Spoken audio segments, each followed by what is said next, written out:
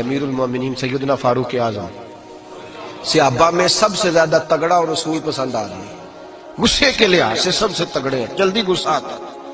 ایک شخص کہتا ہے میری بھارے تگڑے قبیلے میں شادی ہو گئی، بیوی میری بڑی سخت تھی، اس کے لب و لہجے میں بڑی سختی تھی، وہ قبیلہ بڑا مالدار تھا تو میں بات نہیں کرتا تھا۔ ایک دن میری بیوی نے بڑے سخت جملے کہے تو میں جناب عمر کے پاس آ گیا۔ توجہ ہے آپ دوستوں، کہتے ہیں حضرت عمر کے پاس آیا تو میں نے دروازے پہ دستک دی، بیوی کی شکایت کرنے آیا کہ ذرا مہربانی کریں، تو کہتے ہیں جناب عمر اندر سے اٹھے تو ان کی زوجہ بولنے لگی، کہنے لگی بس آ گیا آپ کو کوئی بلانے والا، ابھی 5 منٹ نہیں ہوئے تھے آپ کو آئے، سارا دن آپ مسجد میں رہتے ہیں، ساری رات آپ چہرے پہ نقاب ڈال کے گلیوں میں گھومتے ہیں، اتنی ڈیوٹی آپ کرتے ہیں، گھر یہ میرا اکیلی کا ہے، بچے میری تنہا کے، آپ کو کچھ خیال ہونا چاہیے، کچھ توجہ کریں۔ وہ شخص کہتے ہیں وہ بی بی بولتی رہی اور جناب عمر ہنستے رہے، اور ان کی مسکراہٹ بھی میں سن رہا تھا۔ جب آپ بہت زیادہ مسکرائے نا تو وہ بھی مسکرانے لگی، زوجہ بھی مسکرانے لگی اور کہنے لگی اب کیا کہتے ہو؟ تو جناب عمر کہنے لگے کیا یہ رہا ہوں کہ اگر تیری بات ختم ہو گئی ہے تو میں جاؤں، اور اگر ہے تو میں کھڑا ہوتا ہوں، سنا لے کوئی اور بھی ہے تو۔ یہ بات کہہ کے باہر آئے نا جناب سیدنا عمر فاروق، تو وہ شخص کھڑا تھا، آپ نے فرمایا کیسے آئے ہو؟ کہنے لگا حضرت جی میری ایڈی تو نہیں ڈاڈی، میں تو آیا تھا اپنی بات کرنے، تو یہ تو لفظ زیادہ سخت ہے، وہ اتنی سخت نہیں ہے جتنی یہ ہے، تو ذرا قبیلہ سخت ہے تو میں شکایت کرنے آیا تھا، تو یہ تو آپ کا معاملہ بھی اسی طرح کا ہے۔ جناب عمر کا جو جواب ہے بڑا قیمتی ہے، آپ نے فرمایا میری بیوی میری ہر طرح کی خدمت کرتی ہے، لفظوں کا اصل دیکھیے، ایسے نہیں کہ بیوی کوئی کام بھی نہ کرے اور مفت کی چڑھائی کرے، وہ بھی درست نہیں ہے۔ فرمایا میری بیوی میری ہر طرح کی خدمت کرتی ہے، میں گھر نہیں ہوتا تو میرے بستر کو پاک رکھتی ہے، کسی کی جرت نہیں میرے بستر کو دیکھ بھی جائے، میرے بچوں کو جب میں بستر پہ بلاتا ہوں آتی ہے، میرے بچوں کا خیال رکھتی ہے، میں باہر ہی رہتا ہوں گھر کے، لیکن گھر کی ذمہ داریاں ساری اس نے اپنے کندھوں پہ لے لی ہیں۔ فرمایا میرے مزاج میں جلال ہے، میں روز اونچا بولتا ہوں تو سنتی ہے، میری بیوی ہے نا، میں اس کا لباس ہوں وہ میرا لباس ہے، کبھی کبھی وہ اونچا بولتی ہے تو میں بھی سن لیتا ہوں، بیوی جو میری ہے۔ حضرت ابو الحسن کی بات میں اکثر سنایا کرتا ہوں، بڑی دور سے مرید ملنے آیا تھا، بڑی دور سے، دروازے پہ دستک دی، وہ کہتا میں سینکڑوں میل کا سفر طے کر کے آیا دروازے، اور یہ بات اتنی خوبصورت ہے، مجھے اس واقعے سے اتنی دلچسپی ہے کہ 2 سال پہلے ایک رمضان کا ایک درس تھا، تو ایک صاحب کہتے ہیں میں آپ وہ بات بیان کر رہے تھے تو میں سٹام لینے آیا تھا گکھڑ سے بیوی کو طلاق دینے کا، تو آپ بات کر رہے تھے تو میں نے یہ بات سنی تو بس میں نے سمجھا میری بات کر رہے ہیں، سارے مجھے کہتے تھے مان جا، میرا ساس سسر بھی منت کرتے تھے، میں نہیں مانتا تھا، آپ کی بات سن کے میں راضی ہو گیا اور میں اس کو لے آیا۔ حضرت ابو الحسن کہتے ہیں بیوی ذرا مزاج کی سخت تھی، کردار کی بڑی عمدہ، پر لفظوں کی ترش تھی، تلخ جملے بولتی تھی، تو مرید ملنے آیا بڑی دور سے، بستا دروازے پہ دستک دی، کون ہے؟ کہا میں حضرت کا عقیدت مندوں ملنے آیا ہوں، تو اس نے کہا کہ وہ کسی جنگل میں اللہ اللہ کر رہا ہوگا، تو بھی ویلا ہی ہے جس طرح وہ ویلا ہے، فارغ ہے بالکل تو بھی اسی کی طرح کا، کہیں جنگل میں ہوگا وہ ہو کرتا تھا، تو بھی بیٹھ جا پاس جا کے، سارے فارغ اسی کے پاس بیٹھے رہتے ہیں۔ حضرت اور یہ کون ہے؟ محمود غزنوی کے پیر ہے، محمود غزنوی کو کرتا دیا، کہا مشکل پڑ جائے تو میرے کرتے کے وسیلے سے دعا کرنا، اللہ حل کر دے گا۔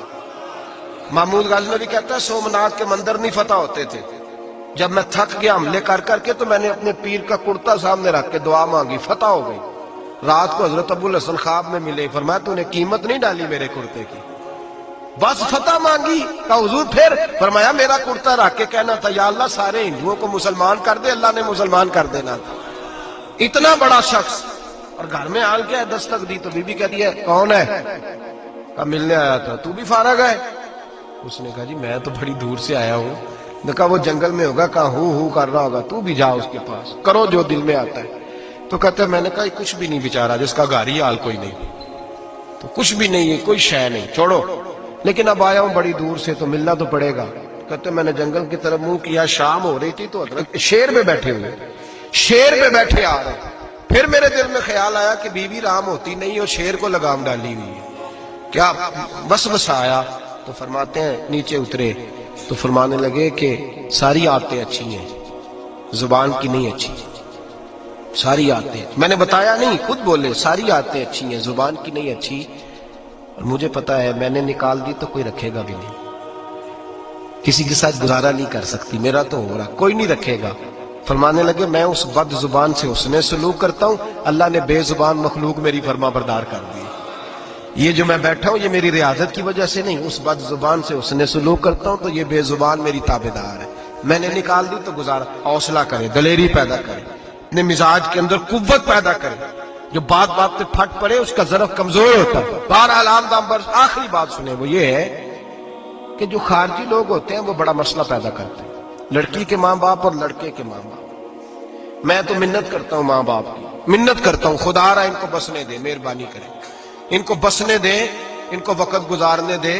وہ ناراض ہو گئے، میاں صاحب نے کو برا بھلا کہا، تو اب انسان کا مزاج ہے، وہ جب دکھی ہوتا ہے تو کسی کو دکھ سناتا ہے. تو اس نے بیوی نے فون کر دیا اپنی بہن لاہور والی کو کہ میرا میاں ہے. تو اس نے کہا میں تو پہلے ہی ابا جی نے کہا سی یہ بندے نہیں چنگے، میرا تو میں جیسے کہتی ہوں ویسے ہی کرتا ہے. میری بہن حوصلہ کار، میں تو اس دن بھی آئی تھی تو فلانی عادت مجھے بڑی بری لگی تھی، تو میں تو تیرا گھر ہے. تو اس نے اور بارود بھر دیا، لاہور بیٹھ کے ایسی تیلی پھینکی ہے کہ ساری رات گھر جلتا رہے گا. او خدا را معافی دے دو ان کو معافی دو. تم نے تو دور رہ کے ان کو غلط گائیڈ کرنا ہے تو انہوں نے کٹھے رہنا ہے. یہی حال لڑکے کے دوست نے اپنے دوست سے کہا یار بھابی تمہاری بات نہیں سنتی. تو اس نے کہا یار چھوڑ، تو نے کہا شادی کر لی ہے میرے والی، میں گھر جاؤں تو سانس بند ہو جاتے ہیں، چاہے پوچھتی بھی نہ ہو سیدھے منہ سے. جھوٹ بولے گا، اس کا گھر تباہ کرے گا، حالات خراب کرے گا، چاہے روز اس کا حال اپنا برا ہوتا ہو. چاہیے کیا؟ میرے نبی کریم علیہ السلام نے فرمایا دو لوگوں کی صلح کرانے کے لیے تجھے غلط بات کہنی پڑتی ہے تو کہہ دے، اللہ تجھے اس پہ بھی اجر عطا فرمائے گا.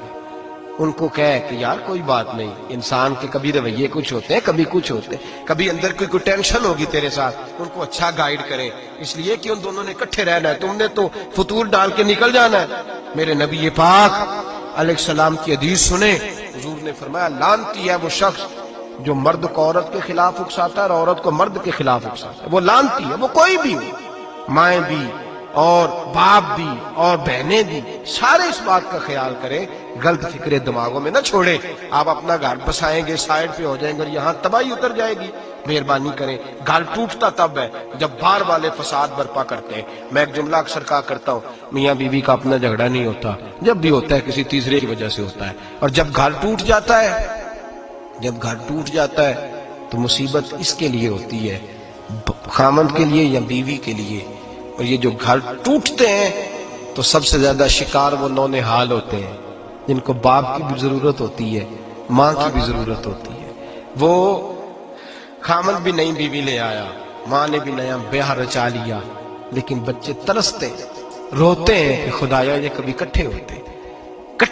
گھر ٹوٹ گیا، خاندان بکھر گئے، رشتے برباد ہو گئے. اور پھر اس کا نقصان کل کو اس بچی کی جب شادی ہوتی ہے تو اس کے بھی گھر والے پوچھتے ہیں ان کی طلاق کیوں ہوئی، کیوں ان کے ماں باپ آپس میں علیحدہ ہوئے. کہاں تک اس گھر کے ٹوٹنے کا اثر جاتا ہے، کہاں تک یہ تباہی اترتی ہے. میرے نبی کریم علیہ السلام نے گھر جوڑنے کا حکم دیا، فرمایا طلاق دینا جائز ہے پر اللہ کو پسند نہیں. خدا را اپنے تصورات کے اندر روشنی صحیح پیدا کریں، سوچوں کو درست کریں، حوصلوں کو بڑا کریں، شریعت کے بتائے ہوئے قاعدے اور ضابطے کے مطابق چلیں. اپنی زندگی اعلیٰ ظرفی کے ساتھ گزاریں گے تو آپ جوڑیں گے اور جوڑنے والے بنیں گے. اور اگر آپ کے اندر حوصلہ نہیں ہوگا تو روز بکھرے گا کام، روز ٹوٹے گا. ہمیشہ مدحت خیر الانام میں گزرے. دعا ہے یہ